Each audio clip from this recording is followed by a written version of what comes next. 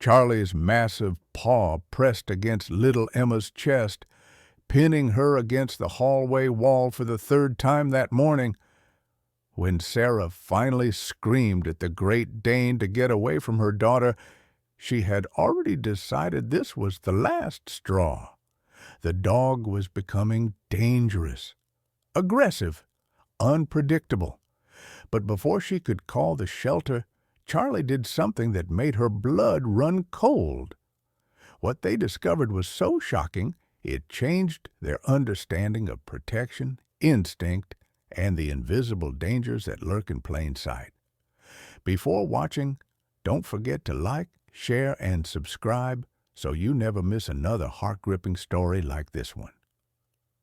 Sarah Mitchell hadn't slept properly in 6 weeks.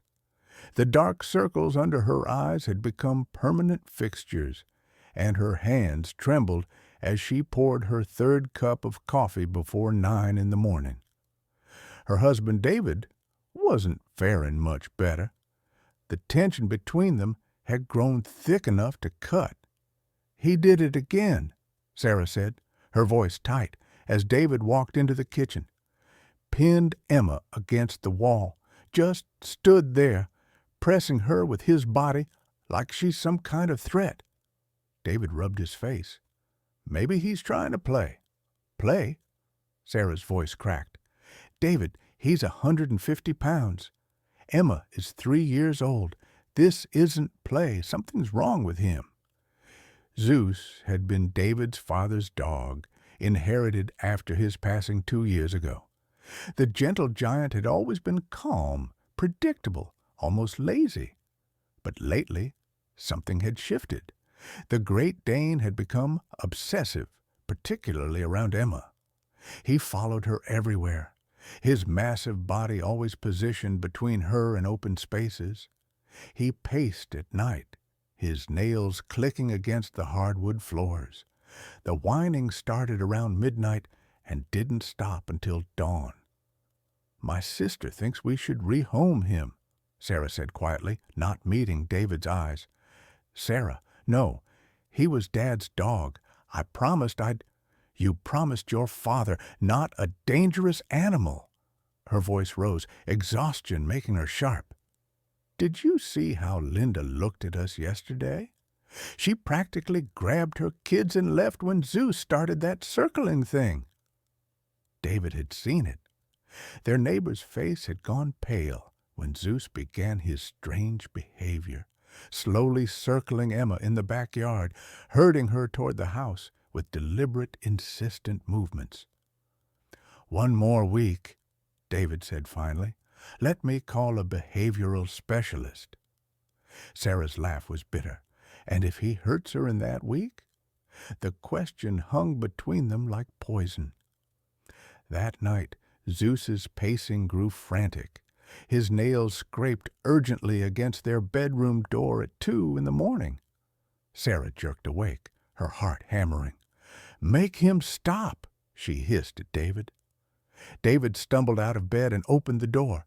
Zeus immediately bolted toward Emma's room, his massive body moving with unusual speed. David followed, anger replacing his grogginess. "Zeus, down! Down, boy!" But the dog ignored him completely, something he'd never done before. Zeus pushed open Emma's door with his snout and went directly to her toddler bed. The little girl was sleeping peacefully, her blonde curls spread across her pillow. Zeus began his circling behavior round and around the bed, his breathing heavy and anxious. "That's it." Sarah appeared in the doorway, her voice cold. "I'm calling the shelter in the morning. I don't care if he was your father's dog. I don't care if this hurts your feelings. Our daughter's safety comes first." "Sarah, just no." She was shaking now, tears streaming down her face. "I'm done, David. I'm done being understanding. I'm done making excuses. He's becoming aggressive, and I won't wait until something terrible happens to prove I was right." David looked at Zeus, at the dog who had slept at his father's feet for years, who had never shown an ounce of aggression toward anyone. The betrayal felt physical. "Fine," he said quietly. "Tomorrow." Zeus's whining intensified. He moved closer to Emma, his large head hovering over her small body. "Get him out of here," Sarah said, her voice breaking. "Please, just get him out." David grabbed Zeus's collar, pulling hard. The dog resisted, something he never did, his paws digging into the carpet. His eyes were fixed on Emma with an intensity that made David's skin crawl. "Zeus, come!" David's voice was sharp, commanding. Finally, reluctantly, the dog allowed himself to be pulled from the room. Sarah slammed the door behind them. The next morning, Sarah had already found a rescue organization. She was on the phone in the kitchen, her voice steady with resolve, when Zeus started again. The dog had been lying by the front door, but suddenly he was on his feet, moving with purpose toward the living room where Emma was playing with blocks. "Yes, today if possible," Sarah was saying into the phone. "He's become unpredictable around our toddler, and we can't risk—" She stopped mid-sentence. Zeus had begun his circling behavior again, but this time it was different, more urgent, more desperate. He moved around Emma in tight circles, then gently but firmly pushed her with his massive head toward the corner of the room. Emma giggled, thinking it was a game, but Zeus's body language was anything but playful. "I'll call you back," Sarah said, hanging up. She moved toward them, ready to pull Emma away, when Zeus did something that stopped her cold. He positioned himself between Emma and the open space of the room, then slowly, carefully, pressed the toddler against the wall with his body. Not aggressive, not violent, protective. And then Emma's eyes rolled back. "David!" Sarah's scream tore through the house. "David!" Her daughter's small body began to convulse, tiny tremors that became violent shaking. Emma's lips started turning blue, and foam appeared at the corners of her mouth. If she had been standing in the middle of the room, playing with her blocks, she would have fallen. Her head would have struck the hardwood floor. But Zeus had pinned her against the wall, his massive body supporting her, preventing the fall. Sarah's knees gave out. She crawled toward her daughter, her hands shaking so badly she could barely dial 911. David thundered down the stairs, his face going white when he saw Emma seizing. "Oh, God, oh, God, oh, God!" Sarah was sobbing into the phone. "My daughter, she's having a seizure. She's 3 years old. Please, please send someone." The next minutes were a blur. David gently moved Zeus aside and caught Emma as the seizure subsided. The little girl went limp in his arms, her breathing shallow. Zeus stayed close, his body pressed against them both, whining softly. The ambulance arrived within 8 minutes. Paramedics rushed into the house, taking Emma from David's arms, checking her vitals, asking rapid-fire questions. "Has she had seizures before?" "No, never. We didn't know." "Any family history of epilepsy?" "I don't know. Maybe. My mother had something when she was young." They loaded Emma into the ambulance. Sarah climbed in beside her, her face streaked with tears and terror. David followed in the car, leaving Zeus alone in the house, the dog's howls echoing down the quiet suburban street. At the hospital, Emma was rushed through a series of tests: EEG, MRI, blood work. Sarah sat in a plastic chair, her body numb, her mind replaying the moment over and over, the circling, the pinning. The way Zeus had positioned Emma against the wall seconds before her body betrayed her. If she had been standing, Sarah whispered, her voice hollow. If she had fallen. David couldn't speak. His throat had closed completely. 3 hours later, Dr. Patricia Chin entered their room. She was young, with kind eyes and a gentle manner that somehow made the news easier to bear. "Emma has epilepsy," she said simply. "Specifically, a form that typically begins in early childhood. The seizures can be managed with medication, and many children outgrow them entirely." "We didn't know," Sarah said, her voice breaking. "We had no idea." "Most parents don't until the first seizure occurs," Dr. Chen said. "You're very fortunate that she didn't fall and injure herself. Head trauma during a seizure can be extremely dangerous, especially in young children." "Our dog," David said suddenly, "our dog knew. He's been acting strange for weeks, circling her, following her, pinning her against walls. We thought he was becoming aggressive. We were going to give him away today." Dr. Chen's expression shifted to something like wonder. "Your dog was protecting her," she said softly. "Some animals, particularly dogs, can sense seizures before they occur. They detect changes in behavior, scent, even electrical activity in the brain. It's rare, but well documented." "What kind of dog?" "Great Dane," Sarah whispered, tears streaming down her face. "Zeus.